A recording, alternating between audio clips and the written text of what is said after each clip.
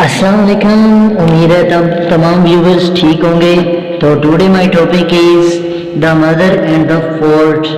ये एक फ़िक्र अंगेज़ कहानी है।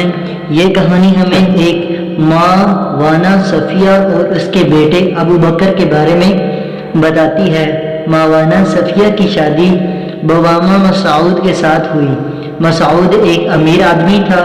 इसके नारियल के बागात थे और 20 लोग इसके ग़ुलाम थे। लेकिन कीनिया में ग़ुलामों की आज़ादी के कानून के बाद हालात बिल्कुल बदल गए। लेकिन मसऊद और इसके ख़ानदान ने इस समाजी और माशी तब्दीली को नज़रअंदाज कर दिया, जिसकी वजह से इनके हालात तेज़ी से तब्दीली की तरफ जाने लगे और ख़ानदान गरीब होने लगा। एक दफ़ा मसऊद का एक ग़ुलाम उमर उससे मिलने के लिए आया और बगावत में शराकत दारी की इजाज़त चाही, जो कि मसऊद ने इसलिए कबूल नहीं की कि लोग क्या सोचेंगे। लिहाजा वक़्त के साथ साथ गिराना बिल्कुल गरीब हो गया। और जब अबू बकर पैदा हुआ तो सफ़िया के पास कुछ भी ना था और वह अपनी ज़मीन को टुकड़ों टुकड़ों में बेचकर गुजारा चला रहे थे। अबू बकर अभी सिर्फ 10 बरस का था कि इसके खिलाफ मोहल्ले भर से शिकायत आनी शुरू हो गई और 21 साल की उम्र में इसको 4 साल तक के लिए जेल जाना पड़ा। लेकिन 45 बरस की उम्र में वो फिर से एक भला और शरीफ आदमी बन गया।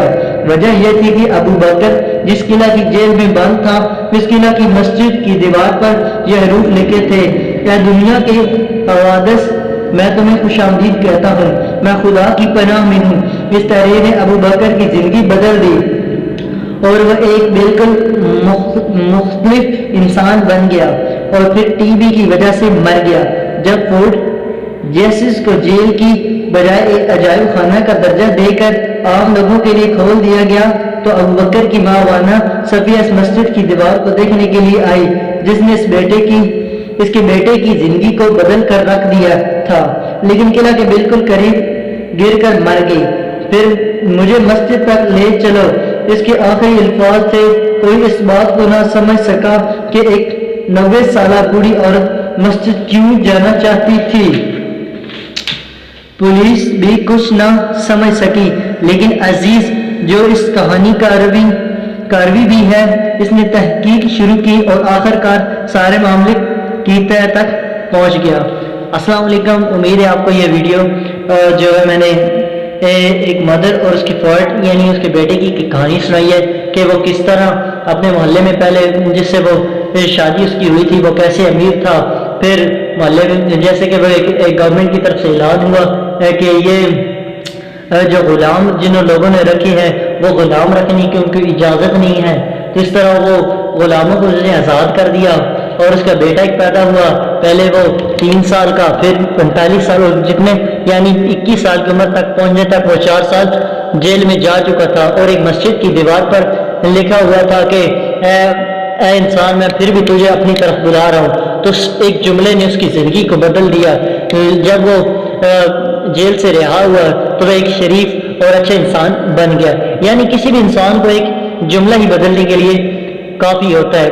बाद में उसकी माँ जो थी उसे बिल्कुल अजीब बात लगी कि वो कौन सी मस्जिद है जहाँ जिसकी दीवार पर लिखा हुआ था कि इंसान तू मेरी तरफ आ जा, तू मेरी तरफ आ जा, मैं तुझे अपनी पनाह में लेती हूँ। इस तरह के जुमले लिखे हुए थे। आज पता चला उसके, लेकिन वो तकरीबन बूढ़ी हो चुकी है। वो जब मस्जिद के करीब पहुँचती है तो उसे वो गिर पड़ती है और लोगों से कहती है कि मुझे मस्जिद के करीब ले जाओ।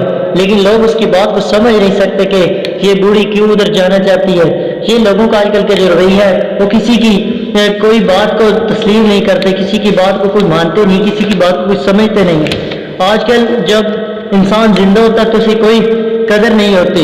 जब कोई शख्स फौत हो जाता है तो सब कहता है कि हाँ मेरी वो मासी थी, मेरी वो चाची थी, वो कैसे फौत होगी फलां, ये और सब जो है रिश्ते उस वक्त जाग पड़ते हैं। जब जिंदा होता है तो कोई इसका वारिस नहीं बनता।